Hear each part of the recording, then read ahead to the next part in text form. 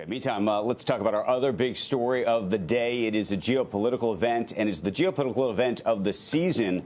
President Biden meeting with Russian President Putin in Geneva about an hour from now. And you know who's there? Eamon Javers is there. He joins us this morning right now. Good morning, Eamon. Good morning, Andrew. It is a beautiful summery day here in Geneva alongside the lake, and we do expect to see Vladimir Putin and Joe Biden at 1 p.m. local. That's 7 a.m. Eastern, so just about an hour's time from now. As you take a look at the live picture here of Villa Lagrange, that is the 18th century mansion that is on the shores of Lake Geneva where the two men will be meeting. They've just been out vacuuming that red carpet within the past little while or so. We do expect to see the two men arriving there in sequence. A carefully choreographed diplomatic dance is going to be happening here. Vladimir Putin will arrive first. Then we will see Joe Biden, and they'll be having this meeting inside the same setting.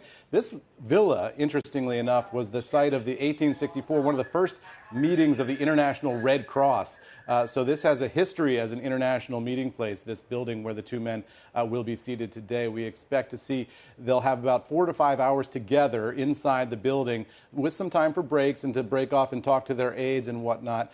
We don't expect the two men to be alone at any point during this, and we do expect that they'll hold their own individual news conference at the end of the event. Putin speaking to Russian and international media, Biden speaking to American and international media, and each man will offer his own take, and a lot of scrutiny will be put on that to see whether they offer the same take as to what went on inside that building or not. And so many key issues between these two men, starting with the cyber attacks that we've had in the United States on key and critical infrastructure, including food and fuel over the past several months. That is such an important topic for Joe Biden. Also, the situation in Ukraine, election interference around the world, nuclear weapons, treatment of dissidents, human rights, all of those things expected to be on the agenda. So aides say they expect this to go with the flow. They don't have a set schedule for how long this will last. So once the two men enter that doorway there, we're not sure exactly how long it will be before they come out. But aides are downplaying the idea that there are going to be any major breakthroughs here.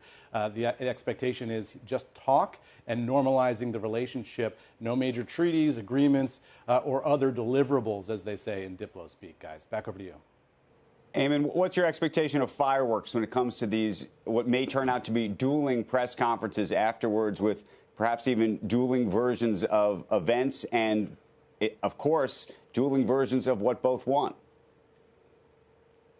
Well, the idea of the individual press conferences is designed to minimize the opportunity for fireworks, right? Because President Biden has said, look, I don't want to stand next to Vladimir Putin and have us try to embarrass each other on the world stage and have the analysis of, you know, who talked for how many seconds and how all the body language looked. He said, I don't want to do any of that. I'm just going to have my own press conference and I'll tell you what I think and you'll hear from Putin what he thinks. But we might hear two very different stories about what went on in that room. The question is, are there going to be any deliverables at all? As I say, they're downplaying expectations for that, but you might get a breakthrough on something small, like reinstating the ambassadors to each country, both of whom have been withdrawn to their capitals for now. So that's one thing to watch for as a positive indicator, but we'll see what happens. Eamon, is there a third party, a neutral party that actually sits in the room of any sort in terms of getting a accurate readout of what actually took place? We don't believe there will be a neutral party. There will be Lavrov, the foreign minister for Russia, Blinken, the secretary of state for the United States, the two leaders in the room. Presumably there will be some translators, each of whom work for the individual governments, and that may be it. The Swiss will be on site, but not playing any role that we are aware of. So there's not going to be a neutral transcription of what was said. You're going to simply be subject to the interpretation and spin of both sides coming out. And that is the history of these things, right? Both sides come out and declare victory in their own way. I mean, Vladimir Putin has his own set of agendas here, number one of which is to simply appear on the world stage as a peer of the United States. I mean, Putin's military is much smaller than the United States, his economy much smaller than the United States. He's been hobbled by sanctions.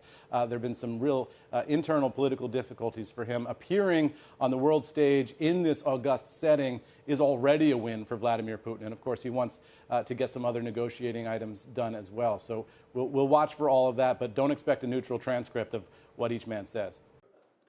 Shepard Smith here. Thanks for watching CNBC on YouTube.